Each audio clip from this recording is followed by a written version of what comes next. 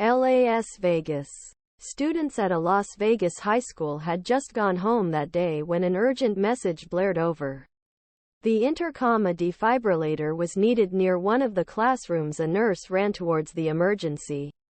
A group of teachers tried to perform CPR.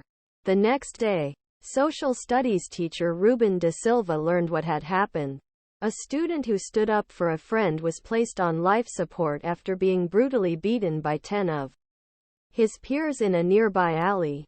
It was a devastating event for Rancho High School, a predominantly minority campus east of Las Vegas.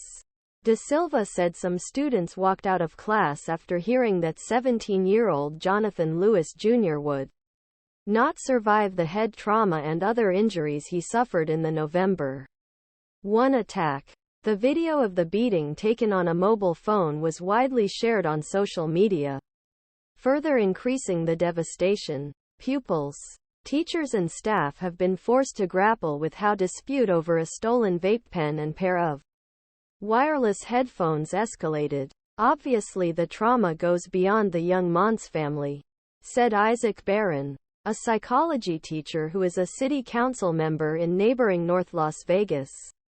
There is no magic wand that will go deep and solve this.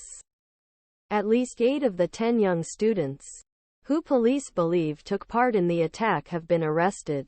The 4 were formally charged with second degree as adults on Tuesday, while the other students are awaiting separate hearings because they are under 16. A room was set up on campus with social workers and counselors to listen to the pain of students and staff. That's where Da Silva, himself a Rancho graduate, sent his students when they learned their classmate had been taken off life support. It's very difficult to grapple with something like this, where a fight escalates into a brutal beating of one student by other Rancho students. Da Silva told the Associated Press, "Everyone in Rancho was either the victim or knew the victim, perpetrators or both." Dozens of people gathered to remember Lewis during a vigil in the alley Tuesday night, leaving long-stemmed white roses at the spot where police said she was attacked. The teenager's school photo, placed on a table filled with candles, stared out at the crowd. As the group thinned out, Lewis' mother, Melissa Reddy, stood near the pile of roses and cried when 16-year-old Arturo Herrera approached, biting back tears. Herrera said he was a friend of his son. Reddy, who did not speak during the vigil, pulled Herrera in for a hug as the two sobbed on each other's shoulders.